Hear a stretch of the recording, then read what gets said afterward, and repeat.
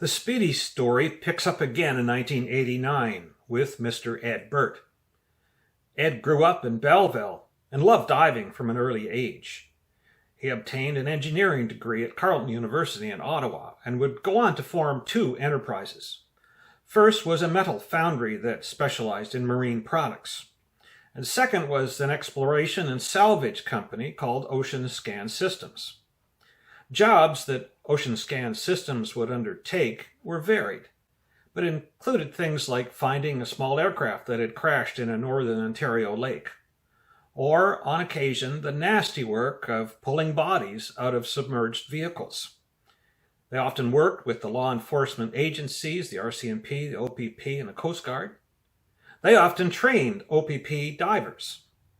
There was plenty of demand for this kind of expertise. In the summer of 1989, Ed Burt was training OPP divers southeast of Presqu'île Point, over the shallowest point of a large underwater plateau called Dobbs Bank. A diver came up to the boat and handed Ed a coin which he had found on the ground under the water. Ed immediately recognized it as a very old vintage. The date, 1732, was obvious, and the wording was in Spanish. On the reverse, Ed could see, in English, piece of 8. Research showed that these coins were common currency in the late 1700s in North and South America. Ed recalled that the ship HMS Speedy had been lost in this area in 1804, and that the shipwreck had never been found. He began to wonder, might the remains of the Speedy be in this area? He was intrigued, to say the least. Ed would keep the coin in his collection and later donate it to Mariners Park Museum in Prince Edward County. Only a few weeks later, Ed and his crew were again working near Dobbs Bank, this time testing a new model of a remotely operated underwater camera. The device scanned the lake bottom and sent images to a VHS tape on the boat. When he was back home, Ed reviewed the tape out of curiosity. And he was amazed at what he saw. He saw many items on the ground under the water. And the more he saw, the more excited he became. He was sure that these items were from a very old shipwreck.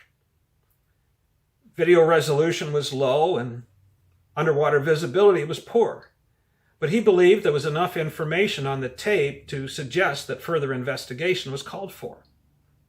Certainly, the video, along with the Spanish coin, set Ed Burt on a path toward exploration.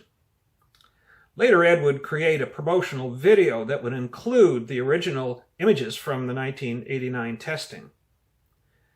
Luckily, a copy of the VHS tape has survived and has been digitized.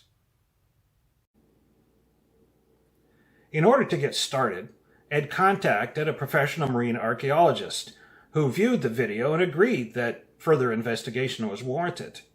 The archaeologist set up a license for marine archaeological survey work and arranged for some funding.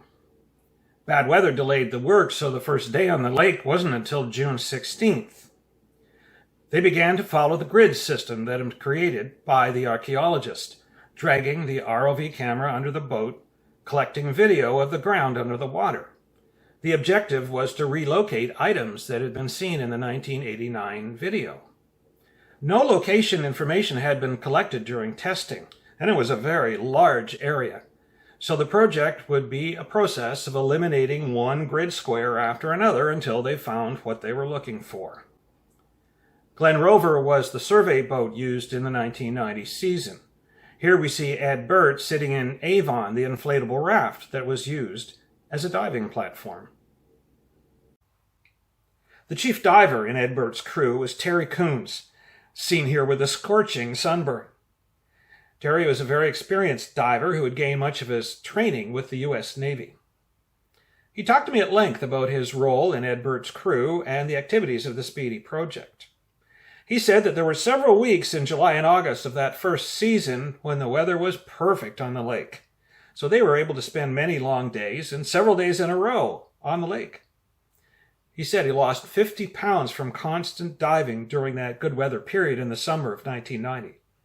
They would drag the ROV camera under the boat, and when they spotted something interesting on the monitor, they stopped.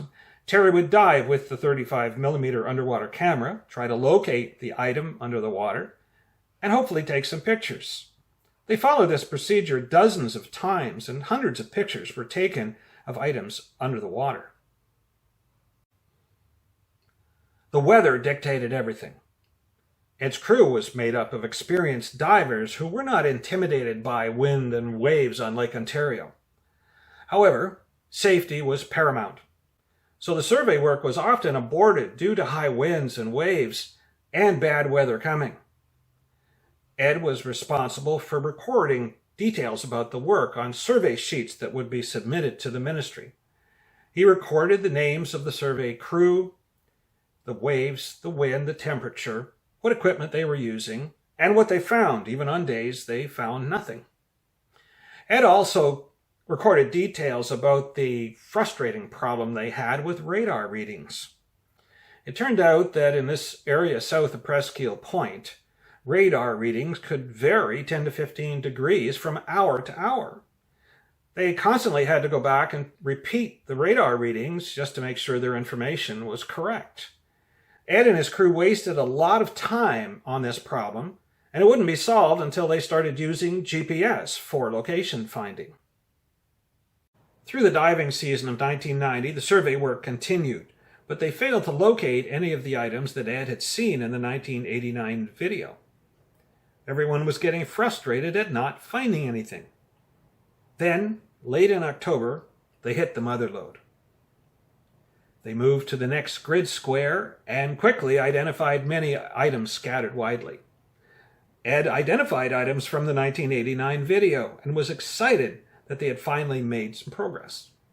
On the last 2 diving days of the season, the crew located and identified many items in this one grid square. There was great elation after a seemingly unproductive summer of hard work. Better yet, they couldn't wait to get back out on the lake the next year. In hindsight, Ed would grumble that they had been on the adjoining grid square back in July and didn't know how close they were. Well, such are the breaks in underwater exploration. Here's an important point. The Archaeological Survey license for the 1990 season was applied for and given to a professional marine archaeologist. A critical clause in that license said, the licensee agrees to retrieve only a limited number of artifacts sufficient to establish full and proper identification of the wreck. Unfortunately, they had not found artifacts until late in the season and spent the last 2 days simply documenting what they had found. They were not yet ready to bring artifacts out of the water. Then in the spring of 1991, the marine archaeologist decided not to return to the Speedy project. He felt that he had not seen enough during the 1990 season to identify the wreck as the Speedy. Now, he recognized the promising finds at the end of the season, which meant that the project should continue. And if they found something that would more closely identify the wreck with the Speedy, he would consider coming back. Otherwise, he had other projects to work on. This change would have significant consequences. The survey license for 1991 would be applied for and given to Ed Burt, who was not a professional marine archaeologist. The pertinent clause in that license said, retrieval of artifacts from underwater sites is not covered under this license. In effect, even if they found something that might help identify the ship, they could not bring it up out of the water. Later licenses used the term do not disturb, which meant total hands-off anything they found. This was very annoying for Ed Burt.